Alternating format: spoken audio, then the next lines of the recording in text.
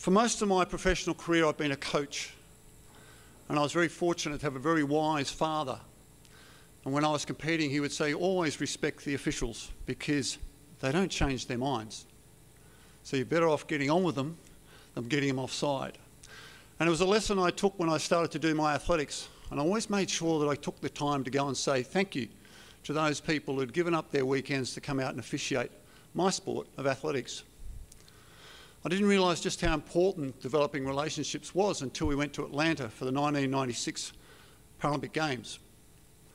And when we turned up, I got to know the officials, got to know the technical delegates, always looking at what are the rule changes, what are the variations. And I know it was totally inappropriate, but I was absolutely delighted when I was saying goodbye to in the call room to a whole heap of the Australian multi-events athletes. And the technical delegate looked at the other official and said, "Hey guys, you better look after the Aussies, they're Chris's boys."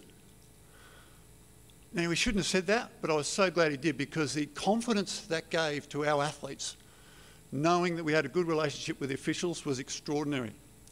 And those boys went on and performed incredibly well. Track and field's been my first love, and it's a pretty easy sport to officiate in. It's black and white. You either time it or you measure it. Very little grey area. Put your foot on the line, you get disqualified. Nobody can interfere with you. Middle distance races is a bit more fun, but it gets interesting. I was very fortunate early on to understand what elite level sport was. And my goal was always to represent Australia, which I was very fortunate to do back in 1982 here in Brisbane, well, down the road a little bit, in Brisbane. And previous to that, I'd met a young lady who was very talented in the multi-events, a girl from Toowoomba named Glenys Saunders. Came up to work with Glenys, we trained together, and then we headed off. I said, if you want to be any good, you've got to get some decent coaching. So we went down to Adelaide. We got married. She became Glenys Nunn and went on won the 1982 Commonwealth Games and then the 1984 Olympic Games. So I understood what high performance was.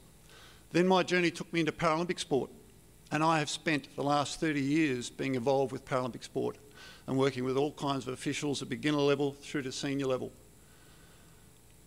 I was absolutely delighted about 10 years ago, probably not quite that long, 8 years ago, to be asked. There was a wonderful program, probably the best program that's come out of the AIS, called the National Official Scholarships. And my interest and support for officiating turned into a passion by being involved with that program. By far one of the best programs that I've seen come out of the AIS. And tonight you'll hear from a couple of the guys that went through that program. It's extraordinary, the depth and the care and attention they gave to mentoring and officiating.